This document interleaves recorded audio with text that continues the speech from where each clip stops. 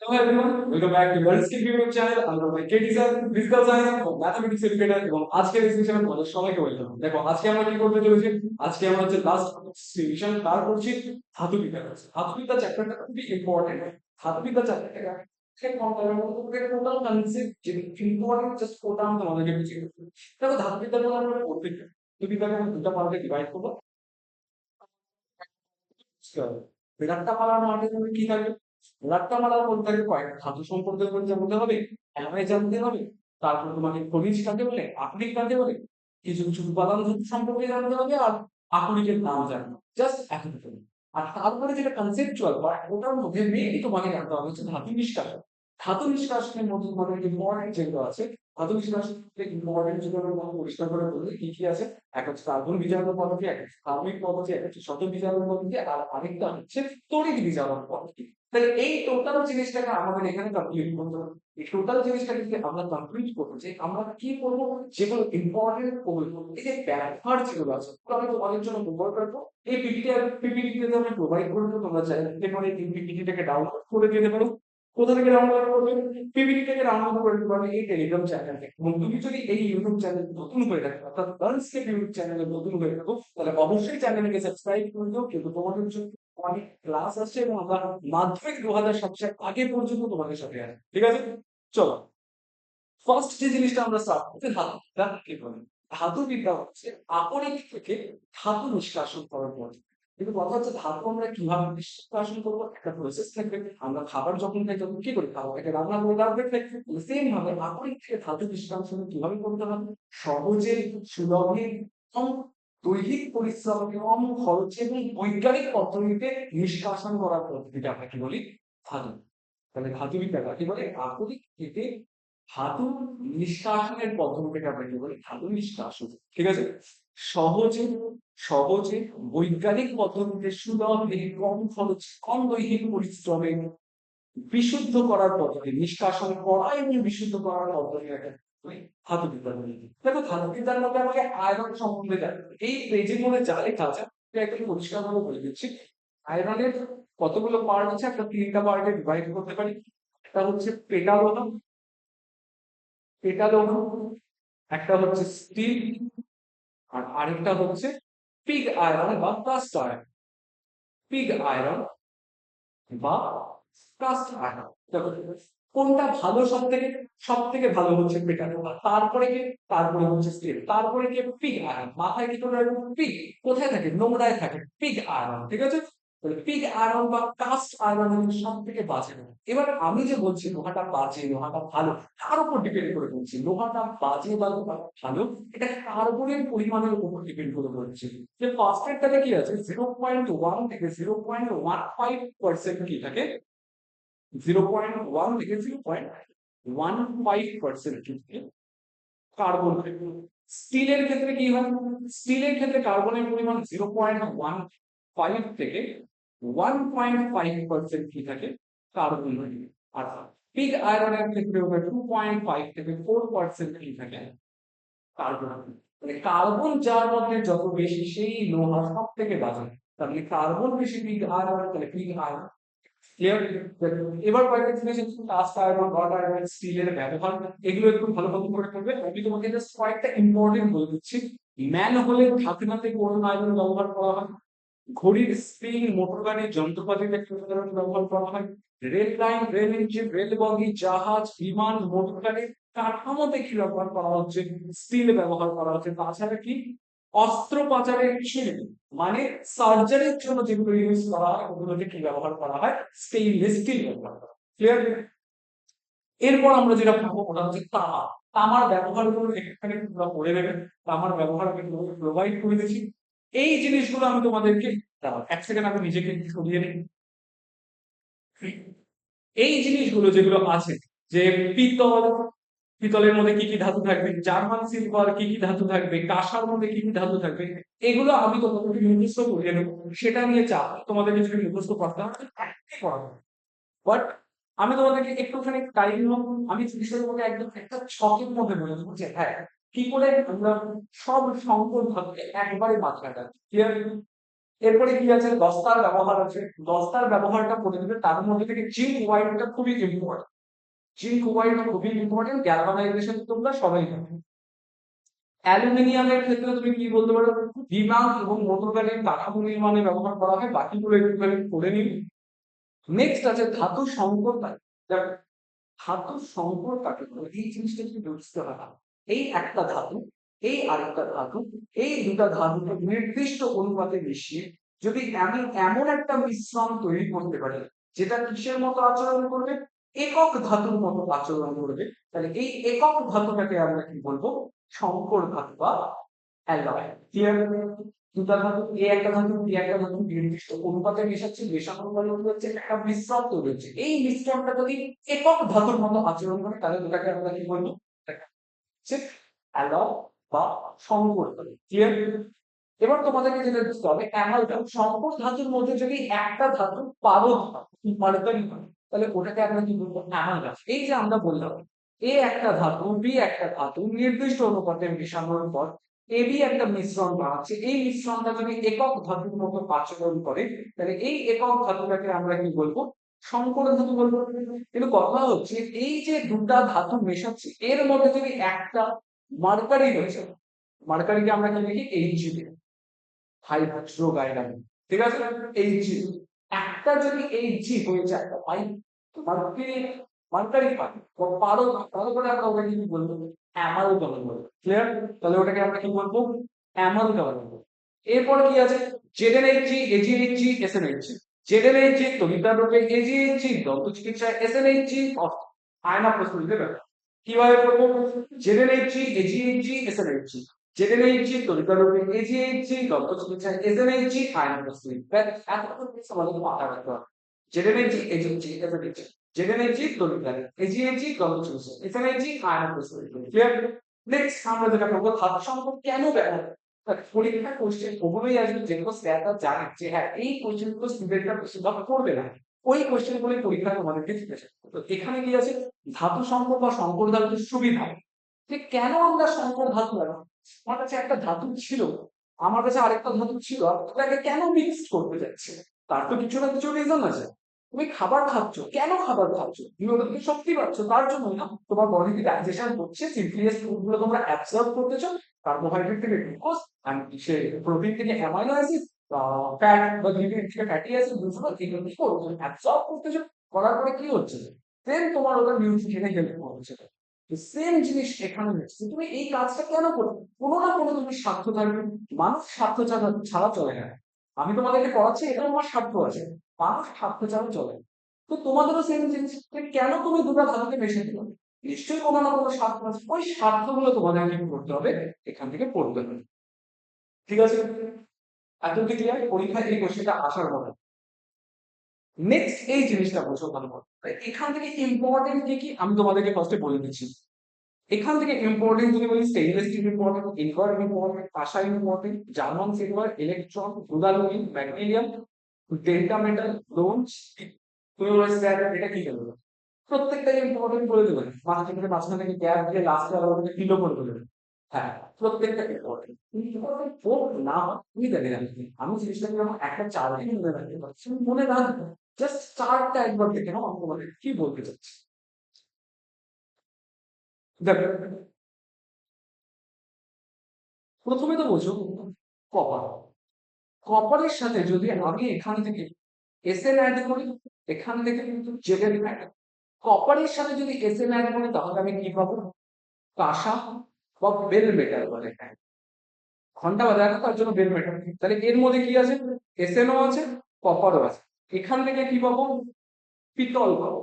তাহলে পিতলে কি কি আছে, এসএন, এসএন কোথা থেকে আসছে, কপার হবে, কপারও হবে, জেডেন হবে। কিন্তু এই জেডেন আর এসএন কে যদি আমি একসাথে মেশাই তাহলে পরে কি পাবো, ব্রোঞ্জ পাবো। তাহলে ব্রোঞ্জের মধ্যে কি আছে, এসএন, কপার, জেডেন, তিনটাই আছে। কিন্তু তার মধ্যে যদি বলি কপার আর এসএন এর পরিমাণ বেশি থাকে তাহলে কিছু কিছু কিছু কোশ্চেনে এটাই অপশন থাকে, তখন আমরা এটাই আনসার দেবো। কিন্তু মেইনলি কি থাকে, কপারও থাকে, এসএনও থাকে, জেডেনও থাকে। এবার পিতলের সাথে যদি আমরা এদিক থেকে এপি অ্যাড করি, পিতলের সাথে যদি এখানে আমরা নিকেল অ্যাড করি তাহলে কি করি, এফি অ্যাড করলে ডেল্টা মেটাল, ডেল্টা মেটাল, মানে ডেল্টা মেটালে কি কি থাকে? কপার থাকে, জিঙ্ক থাকে, এফি থাকে। নিকেল অ্যাড করলে পরে আমরা কি পাবো? German silver, German silver. German সিলভারে কি থাকে? কপার থাকে, জেডেন থাকে, নিকেল থাকে।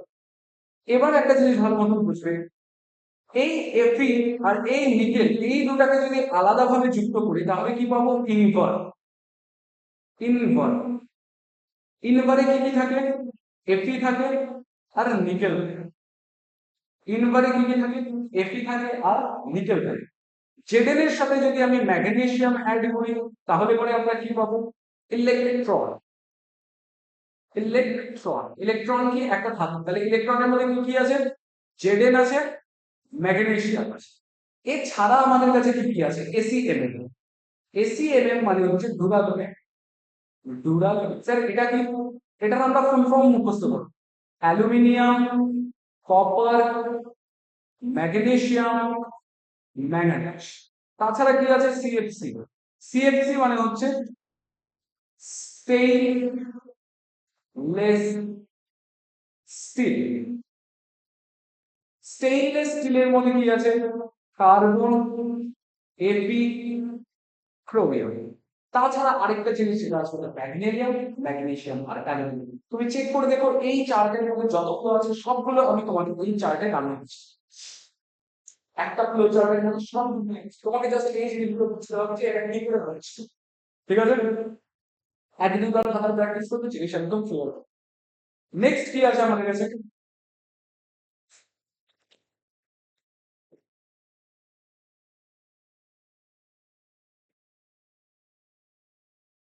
Hello, hello. ঠিক আছে, দেখো নেক্সট যে জিনিসটা আছে ওটা আমরা কি করে বুঝবো? আমি মাইক লাগাতে ভুলে গেছিলাম। আচ্ছা যাই হোক, আই হোপ শুনতে পাচ্ছ তোমরা সবাই। দেখো এরপরে আমরা কি পড়বো? খনিজ কাকে বলে? ভালো মতন বুঝবে। কোনো ধাতু যদি প্রকৃতিতে যৌগ আকারে অবস্থান করে তাহলে ওটাকে আমরা কি বলবো? খনিজ বলবো। সাপোজ করো কোনো একটা ধাতু, ধাতু এম আমরা কোথা থেকে পাচ্ছি? এ নামক একটা প্রাকৃতিক যৌগ থেকে পাচ্ছি, বি নামক একটা প্রাকৃতিক যৌগ থেকে পাচ্ছি। তাহলে এ থেকে যদি আমি এক্সট্রাক্ট করি, এক্সট্রাক্ট, তাহলে পরে আমি কি পাবো? এম পাবো। বি থেকেও যদি আমরা এক্সট্রাক্ট করি তাহলে পরে আমরা কি পাবো? এম পাবো। তাহলে এ আর বি দুজনেই কি? দুজনেই হচ্ছে খনিজ। কার খনিজ? এম এর খনিজ। বাট এর থেকে আমি ইজিলি পাচ্ছি, এর থেকে আমি কি পাচ্ছি? ইজিলি পাচ্ছি, সহজে, কম খরচে, কম দৈহিক পরিশ্রমে আমরা কি পাচ্ছি? ধাতুটাকে নিষ্কাশন করতে পারছি। কার থেকে? এর থেকে। তাহলে এর থেকে যদি আমি সহজে কম খরচে আমরা ধাতুটাকে নিষ্কাশন করতে পারি তাহলে আমরা এ কে কি বলবো? এ কে আকরিকও বলবো। ঠিক আছে? তাহলে এ কে কি বলবো? এ কে আমরা আকরিকও বলবো। কার আকরিক? এম এর আকরিক। কিন্তু বির থেকে আমি সহজে পাচ্ছি না, কম খরচে পাচ্ছি না, কম দৈহিক পরিশ্রমে পাচ্ছি না, তাহলে বি কে আমি কি বলবো না? আকরিক বলবো না। তাহলে এতটুকুন জিনিস ক্লিয়ার যে খনিজ, আকরিক মাত্রই খনিজ। এ কি?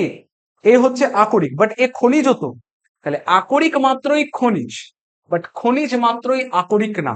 এই খনিজটা আকরিক হয়ে যাচ্ছে বাট এই খনিজটা কি আকরিক হবে? অ্যান্সার হবে না। আকরিক হওয়ার জন্য কতগুলো ক্রাইটেরিয়া ফুলফিল করতে হবে। এলিজিবিলিটি ক্রাইটেরিয়া কি কি থাকে? সহজে, কম খরচে, কম দৈহিক পরিশ্রমে কি করতে হবে?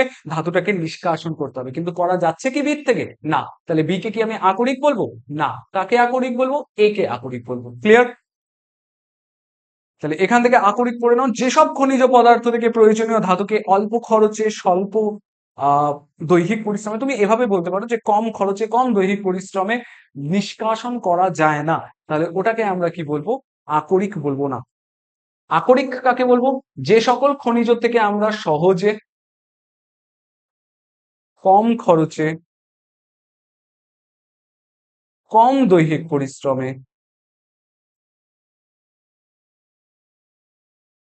পরিশ্রমে কি করতে পারছি? ধাতুটাকে নিষ্কাশন করতে বলতেছি, তাকে আমরা কি বলবো? আকরিক বলবো। তাহলে যে সকল খনিজ থেকে আমরা এগুলো পারতেছি না, সহজে কম খরচে কম দৈহিক পরিশ্রমে আমরা ধাতুটাকে নিষ্কাশন করতে পারবো না, তাদেরকে কি আকরিক বলবো? অ্যান্সার হবে না, তাদেরকে আকরিক বলবো না। খনিজ মল কাকে বলে? কোনো একটা খনিজ, সাপোজ করো এ আছে, এর থেকে আমি কি করে দিলাম? এক্সট্রাক্ট করলাম। কাকে এক্সট্রাক্ট করলাম? এম ধাতুটাকে এক্সট্রাক্ট করলাম। তার মানে এর মধ্যে কিছু অপদ্রব্য মিশে ছিল, তার জন্যই আমাকে এম কে এক্সট্রাক্ট করতে হচ্ছে। তার মানে এর থেকে যদি আমি এম কে এক্সট্রাক্ট করে নিই বা ধাতুটাকে এক্সট্রাক্ট করে নিই, তাহলে কি হবে? অপদ্রব্যটা পড়ে থাকবে। এই অপদ্রব্যটাকে আমরা বলবো হচ্ছে খনিজ মল। এই অপদ্রব্যটাকে আমরা বলবো হচ্ছে খনিজ মল। তাহলে খনিজ মল কাকে বলে? আকরিকের মধ্যে আসল ধাতব পদার্থের সঙ্গে মিশ্রিত মাটি, বালি, সালফেট প্রভৃতি অশুদ্ধি বা অপদ্রব্যকে আমরা কি বলবো? খনিজ মল বলবো। ক্লিয়ার? আকরিকের নাম কতগুলো তোমাদেরকে মাথায় রাখতে হবে। এখান থেকে যেটা তোমাদেরকে মাথায় রাখতে হবে, আমি তোমাদের ওগুলো মার্ক করে দিচ্ছি। এক তো আয়রনের সবগুলো মাথায় রাখতে হবে, অক্সাইড রূপে, কার্বনেট রূপে, প্রত্যেকটা মাথায় রাখতে হবে। অক্সাইড রূপে কি কি আছে? Red hematite, brown hematite, magnetite. আর এই দিক থেকে কার্বনেট রূপে কি আছে? সিডেরাইট। জাস্ট এতটুকু জিনিস মাথায় রাখতে হবে। কপারের মধ্যে তোমাকে মাথায় রাখতে হবে হচ্ছে ম্যালাকাইট, মাথায় রেখো, কিউপ্রাইট মাথায় রেখো, কপার গ্লান্স, যেটা কপার গ্লান্স ওটাকেই আমরা কপার চ্যালকোসাইড বলি। জিঙ্কের মধ্যে মাথায় রাখো হচ্ছে জিঙ্ক ব্লেন্ড, ক্যালামাইন। অক্সাইড রূপে জিঙ্কাইট মাথায় রাখতে পারো। অ্যালুমিনিয়ামের মধ্যে শুধু বক্সাইট মাথায় রাখো, গিবসাইট মাথায় রাখো, আর ক্রায়োলাইট মাথায় রাখো। ফ্লুরাইড রূপে হচ্ছে ক্রায়োলাইট। ঠিক আছে? এইটুকুন জিনিস তোমরা একটুখানি ভালো মতন করে মুখস্থ করে রাখবে, কারণ এগুলো থেকেই কোশ্চেন আসবে। চলো, নেক্সট পার্ট কি আছে? আকরিক মাত্রই খনিজ, কিন্তু সব আকরিক খনিজ নয়। চলো এক্সাম্পল আমি তোমাদেরকে দিয়েই দিচ্ছি। একটা বললাম হচ্ছে আয়রন পাইরাইটিস, আয়রন পাইরাইটিস। আরেকটা হচ্ছে হেমাটাইট, হেমাটাইট। দুজনেই কি? লোহার খনিজ, লোহার খনিজ। এটাও কি? এটাও হচ্ছে লোহার খনিজ। বাট এইটার থেকে সহজে, কম খরচে, কম দৈহিক পরিশ্রমে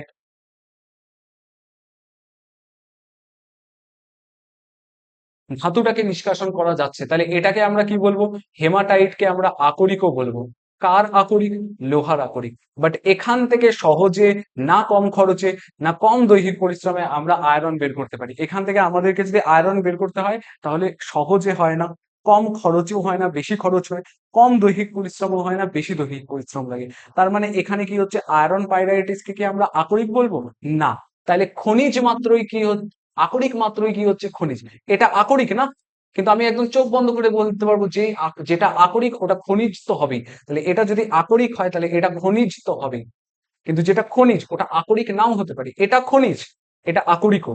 বাট এটা খনিজ, এটা আকরিক না। তার মানে খনিজ মাত্রই আকরিক হবে এর কোনো গ্যারান্টি কিন্তু আমাদের কাছে নেই, কিন্তু আকরিক মাত্রই খনিজ হতে পারে, কি হবেই।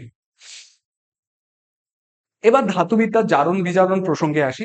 জারণ বিজারণের প্রসঙ্গে তোমাদেরকে একটু ভালো মতন করে বুঝতে হবে, এই জায়গাটা হচ্ছে বোঝার। আর আমি এটা একটা স্লাইডের মধ্যে চারটা তোমাদেরকে বিক্রিয়া টোটাল বুঝিয়ে দেবো, কিন্তু তোমাদেরকে একটু ধৈর্য ধরে বুঝতে হবে। দেখো, ধাতুবিদ্যার প্রসঙ্গে প্রথমে তো জারণ বিজারণটা বোঝো, যে ইলেকট্রন গ্রহণকে আমরা কি বলি? ইলেকট্রন গ্রহণকে আমরা বিজারণ বলি। ইলেকট্রন গ্রহণকে আমরা কি বলি? বিজারণ বলি। বাট ইলেকট্রন বর্জনকে আমরা কি বলি? ইলেকট্রন বর্জনকে আমরা জারণ বলি। ক্লিয়ার? এই দুটা জিনিস একটুখানি মাথায় রাখবে। তাহলে ইলেকট্রন গ্রহণকে আমরা কি বলবো? বিজারণ বলবো। ইলেকট্রন বর্জনকে আমরা কি বলবো? জারণ বলবো। এবার আমাদের কাছে হচ্ছে হচ্ছে ধাতু নিষ্কাশন। দেখো, ধাতু নিষ্কাশনের মধ্যে কোন জিনিসগুলো আমাদেরকে পড়তে হবে? ধাতু নিষ্কাশনের পদ্ধতি। ধাতু নিষ্কাশনের মধ্যে একটা হচ্ছে কার্বন বিজারণ পদ্ধতি, একটা থার্মিট পদ্ধতি, একটা শতক বিজারণ পদ্ধতি, একটা হচ্ছে তড়িৎ বিজারণ পদ্ধতি।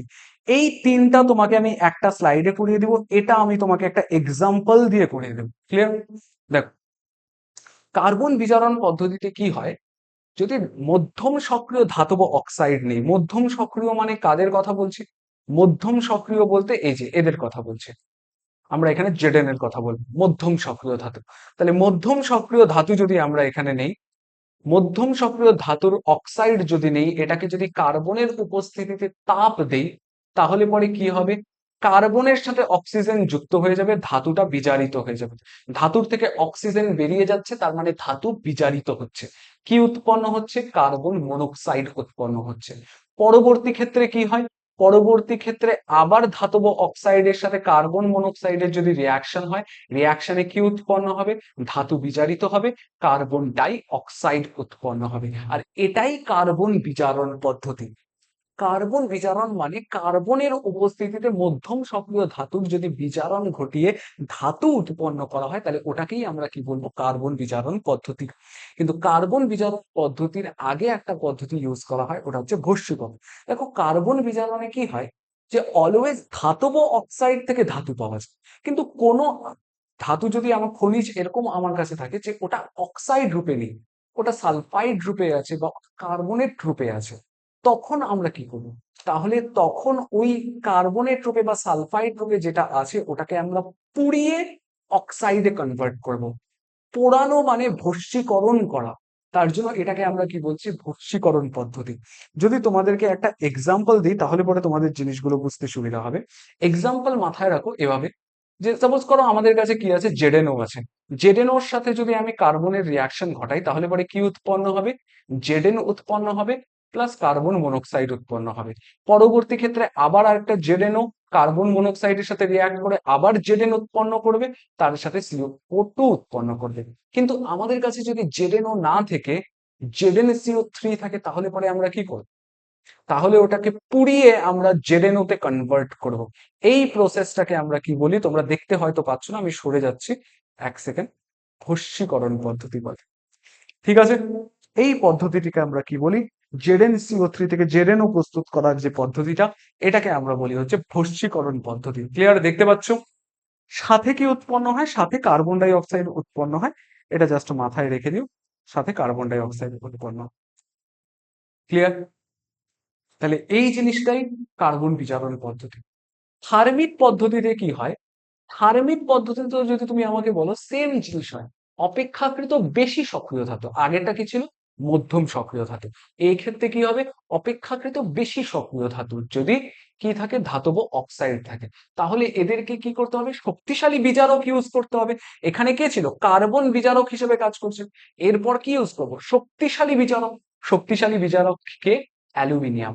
কি উৎপন্ন হবে, ধাতু বিজারিত হবে, Al2O3 উৎপন্ন হবে। এই যে ধাতু বিজারিত হলো, Al2O3 উৎপন্ন হলো। ক্লিয়ার? এটা কি, এটা আমরা ইউজ করি হচ্ছে, সাপোজ করো স্পট ওয়েল্ডিং। স্পট ওয়েল্ডিং এ আমরা কোনটা ইউজ করি, স্পট ওয়েল্ডিং এ আমরা এই প্রসেসটাই না ইউজ করি, বাট এখানে একটা ইসে আছে, এখানে তাপ প্রয়োজন হচ্ছিল, এখানে তাপটা উচ্চ হতে হবে, উচ্চ তাপমাত্রার প্রয়োজন, 2000 থেকে 3000 ডিগ্রি সেলসিয়াস লাগে, কার ক্ষেত্রে, স্পট ওয়েল্ডিং এর ক্ষেত্রে। ঠিক আছে, 2000 থেকে 3000 ডিগ্রি সেলসিয়াস লাগে কার জন্য, স্পট ওয়েল্ডিং এর জন্য। এক্সাম্পল যদি আমি তোমাদেরকে দিই, তাহলে এক্সাম্পল তোমরা এটা মাথায় রাখতে পারো, যে Fe2O3 এর সাথে যদি অ্যালুমিনিয়ামের রিয়াকশন হয়, Fe উৎপন্ন হবে, তার সঙ্গে Al2O3 উৎপন্ন হবে। ক্লিয়ার? বুঝতে পারছো? আর এটাই হচ্ছে থার্মিক পদ্ধতি। তাহলে কার্বন বিজারণ পদ্ধতি ক্লিয়ার, থার্মিক পদ্ধতি ক্লিয়ার। এবার আমরা পড়বো হচ্ছে শতক বিজারণ পদ্ধতি। যদি এমন থাকে, নিম্ন তড়িৎ ধনাত্মক ধাতুর ক্ষেত্রে হয়, নিম্ন তড়িৎ ধনাত্মক ধাতুর যদি খনিজের মধ্যে একই সাথে অক্সাইড আর একই সাথে যদি সালফাইড অবস্থান করে, তাহলে কি হয়, ওদের জন্য আলাদা করে বিজারণ ঘটাতে হয় না, ওরা নিজে নিজেই বিজারিত হয়ে যায়। কি করে হয়, দেখো শতক বিজারণ পদ্ধতির জন্য তোমাদেরকে মাথায় রাখতে হবে, শতক বিজারণ পদ্ধতিতে মাথায় কি রাখতে হবে, Cu2S প্লাস এর সাথে কে থাকবে, Cu2O। ঠিক আছে, এরা দুজন যদি পাশাপাশি অবস্থান করে, তাহলে কি হয়, কপার বিজারিত হয়ে যায়, তার সাথে সালফার ডাই অক্সাইড উৎপন্ন করে। এইটাই হচ্ছে শতক বিজারণ পদ্ধতি। কার ক্ষেত্রে হয়, নিম্ন তড়িৎ ধনাত্মক ধাতুর ক্ষেত্রে হয়। কিভাবে হয়, নিম্ন তড়িৎ ধনাত্মক ধাতুর ক্ষেত্রে এই যদি সালফাইড আর অক্সাইড একই সাথে অবস্থান করে, তাহলে ওদের জন্য আলাদা কোনো বিজারক পদার্থের দরকার হয় না, নিজে নিজে বিজারিত হয়ে কি করে, ধাতু উৎপন্ন করে আর সাথে সালফার ডাই অক্সাইড উৎপন্ন করে। এত অব্দি ক্লিয়ার? বলো, এতটুকু জিনিস ক্লিয়ার হয়ে গেছে? গরম লাগতেছে। ঠিক আছে, চলো।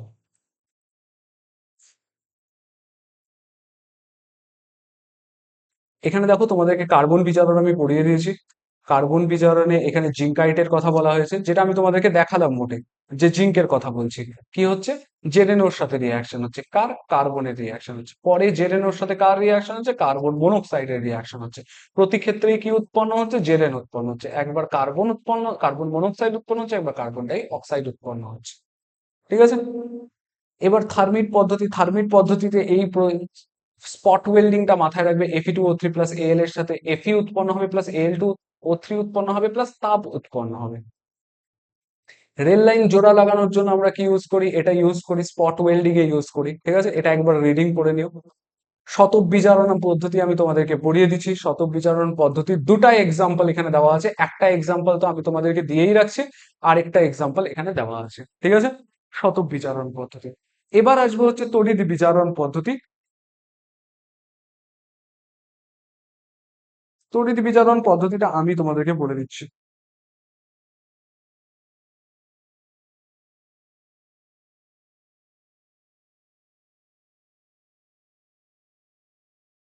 দেখো, তড়িৎ বিজারণ পদ্ধতিতে কি হয়? তড়িৎ বিজারণ পদ্ধতিতে আমরা যদি অ্যালুমিনিয়ামের ধাতু নিষ্কাশনের কথা বলি, কি করে হচ্ছে? অ্যালুমিনিয়ামের ধাতু নিষ্কাশনের জন্য আমাদেরকে কি লাগবে? আমাদের অ্যালুমিনা লাগবে। অ্যালুমিনা। অ্যালুমিনার মধ্যে কি কি থাকে? Al2O3। তার সাথে কি লাগবে? ক্রায়োলাইট। ক্রায়োলাইটের সংকেত কি? ক্রায়োলাইটের সংকেত হচ্ছে আহ AlF3.3NF, প্লাস কি লাগবে? ফ্লুওস্পার। কেন ব্যবহার করা হয় এগুলো? অ্যালুমিনিয়ামের ধাতু নিষ্কাশনে কেন এই ক্রায়োলাইট আর ফ্লুওস্পার ব্যবহার করা হয় আমি তোমাদেরকে বলে দিচ্ছি। CaF2, এদের তিনজনের মিশ্রণকে কি করা হয়? 900 ডিগ্রি সেলসিয়াসে গলানো হয়। কি করা হয়? গলিত অবস্থায় আনা হয়। গলিত অবস্থায় এনে উপযুক্ত তড়িৎদ্বার ব্যবহার করে, উপযুক্ত তড়িৎদ্বার ব্যবহার করা হয়, তড়িৎদ্বার ব্যবহার করা হয়, করে কি হয়? ওর তড়িৎ বিশ্লেষণ করা হয়। তড়িৎ বিশ্লেষণ করা হয়। তড়িৎ বিশ্লেষণ করলে পরে কি উৎপন্ন হবে? যদি তড়িৎ বিশ্লেষণ করি তাহলে পরে,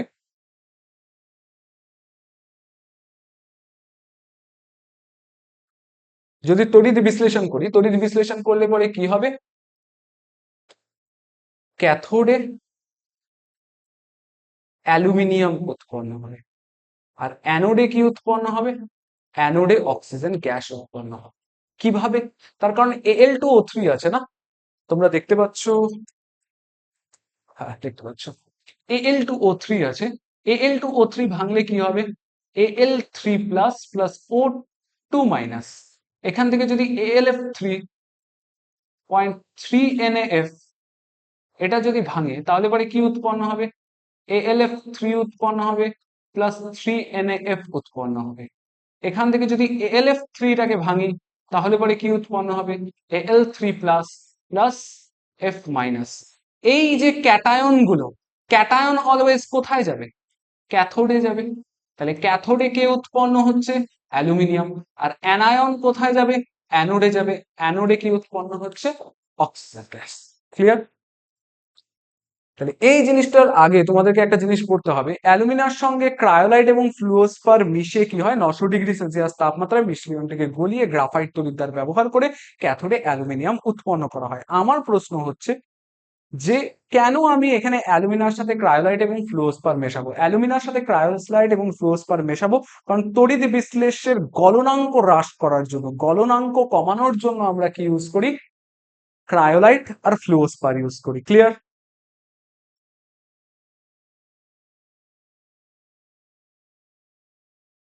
তাহলে তড়িৎ বিজারণ পদ্ধতি তোমরা এখান থেকে জাস্ট একবার রিডিং দিয়ে নিও, টোটাল জিনিসটা বুঝে যাবে। কি করা হয়? লবণটাকে ফার্স্টে উচ্চ তাপমাত্রায় গলানো হয়, দেন উপযুক্ত তড়িৎ দ্বার ব্যবহার করে তড়িৎ বিশ্লেষণ ঘটানো হয়। ফলে কি হয়? ক্যাথোডে ধাতু উৎপন্ন হয়। কার কার ক্ষেত্রে এটা করা হয়? উচ্চ তড়িৎ ধনাত্মক ধাতুদের ক্ষেত্রে। কে কে? সোডিয়াম, পটাশিয়াম, ক্যালসিয়াম, আর কি আছে, অ্যালুমিনিয়াম, এদের ক্ষেত্রে কি করা হয়, এই জিনিসটা ইউজ করা হয়। ঠিক আছে, দেখো এরপর তোমরা কি পড়বে, কয়েকটা জিনিস তোমরা একটুখানি ভালো মতন করে পড়ে যাবে। এখানে আমাদের 4টা প্রসেস কমপ্লিট হচ্ছে। এরপরে যেটা আছে ওটা হচ্ছে মরচে পড়ার পদ্ধতি।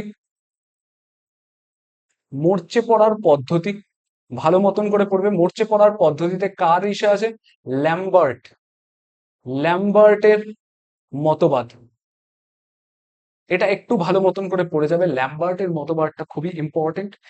মোর্চা প্রতিরোধ কি করে করব, প্রতিরোধ যাতে মোর্চা না পড়ে, কি করে করতে পারি, আমরা মোর্চার উপরে আলকাতরা ইউজ করতে পারি বা গ্রিজ অয়েল ইউজ করতে পারি।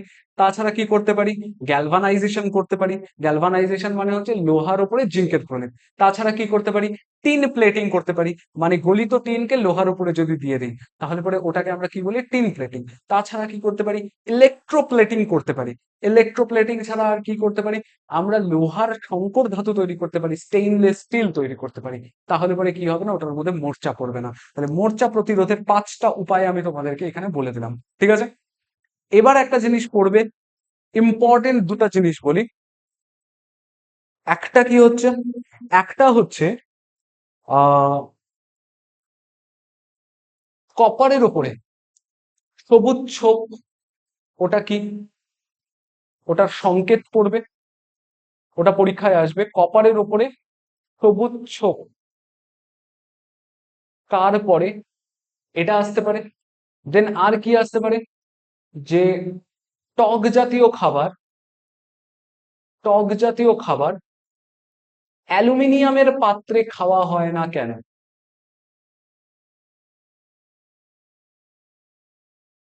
হয় না কেন। ঠিক আছে, এই দুটা কোয়েশ্চেন একটুখানি ভালো মতন করে পড়বে, এটা ইম্পর্টেন্ট। আরেকটা হচ্ছে তোমাদেরকে আরেকটা দুটা ইম্পর্টেন্ট কোয়েশ্চেন বলে দিচ্ছি, পরীক্ষায় তোমরা এটা দেখতে পাবে। কি, একটা হচ্ছে স্যাক্রিফাইসিয়াল অ্যানোড কাকে বলে, ক্যাথোডীয় পরীক্ষা, স্যাক্রিফাইসিয়াল অ্যানোড, স্যাক্রিফাইসিয়াল অ্যানোড। আরেকটা হচ্ছে তোমরা মাথায় রাখবে, স্যাক্রিফাইসিয়াল অ্যানোড ছাড়া self protecting metal, self protecting metal.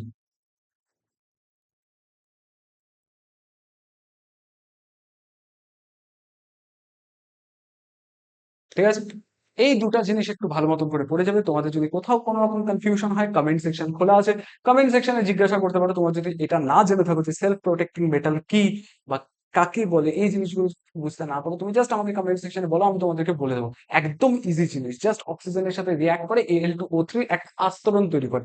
এতটুকু যদি বুঝতে না পারো, তুমি জাস্ট আমাকে কমেন্ট সেকশনে বলো যে স্যার এটা বলতে, আমি কমেন্ট সেকশনে তোমাকে অ্যান্সার দিয়ে দেবো।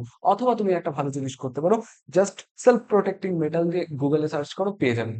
ঠিক আছে, আমি কেন বলছি যে আমি বলে দিলেই বলে দিতে পারি, কি হয় আমি তোমাকে একটা বলে দিচ্ছি, এই নিচের পার্টটা বলে দিচ্ছি। এই যে এখানে কি থাকে, কোনো একটা অ্যালুমিনিয়াম থাকে। অ্যালুমিনিয়াম কি হয়, অক্সিজেনের সাথে রিয়াক্ট করে। অক্সিজেনের সাথে রিয়াক্ট করে কি করে, অ্যালুমিনিয়াম অক্সিজেনের সাথে রিয়াক্ট করে Al2O3 ফর্ম করে। এই Al2O3 কি হয়, অ্যালুমিনিয়ামের ওপরে একটা সাদা আস্তরণ ফেলে দেয়। কি ফেলে, সাদা আস্তরণ ফেলে। তার ফলে কি হচ্ছে, অ্যালুমিনিয়াম অক্সিজেনের সাথে রিয়াক্ট তো করতেছিল, ফলে সাদা আস্তরণও তৈরি করে ফেলছে। আস্তরণটা কি হচ্ছে, অ্যালুমিনিয়ামের উপরেই পড়ে যাচ্ছে। এবার বলো তুমি, এই অক্সিজেনটা এই অ্যালুমিনিয়ামের সাথে কি কানেকশনে আসতে পারবে, কানেকশনে যদি না আসতে পারে তাহলে রিয়াকশন হবে, রিয়াকশন হবে না। তার মানে অ্যালুমিনিয়াম করলো নিজের ক্ষয়কে নিজেই রোধ করলো, কি করে, একটা লেয়ার ফর্ম করার মাধ্যমে। কিসের লেয়ার, Al2O3 এর লেয়ার ফর্ম করলো। ক্লিয়ার, তার জন্য এটাকে কি বলে, সেলফ প্রোটেক্টিং মেটাল। ক্লিয়ার, বুঝতে পারছো।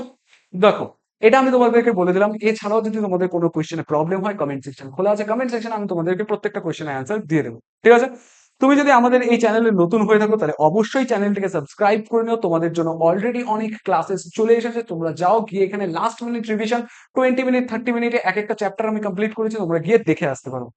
তুমি যদি এই চ্যানেলে নতুন হয়ে থাকো তাহলে চ্যানেলটিকে অবশ্যই সাবস্ক্রাইব করে দিও। এবং আই হোপ আজকের এই ভিডিওটা তোমাদের কাছে হেল্পফুল ছিল। যদি হেল্পফুল লেগে থাকে তাহলে চ্যানেল সরি ভিডিওটিকে একবার লাইক করে দিও, এবং তোমার বন্ধু বান্ধবী ক্রাশ যেই হোক না কেন তাদের সাথে শেয়ার করে দিও। তোমার যদি কোনো রকম ডাউট থাকে टेलीग्राम चैनलेও जिज्ञासा करते पारो, कमेंट सेक्शनेও जिज्ञासा करते पारो। चलो आज के लिए बस इतना ही। सावधान रहे, सतर्क रहे और पढ़ाई जारी रखिए। जय हिंद, जय भारत।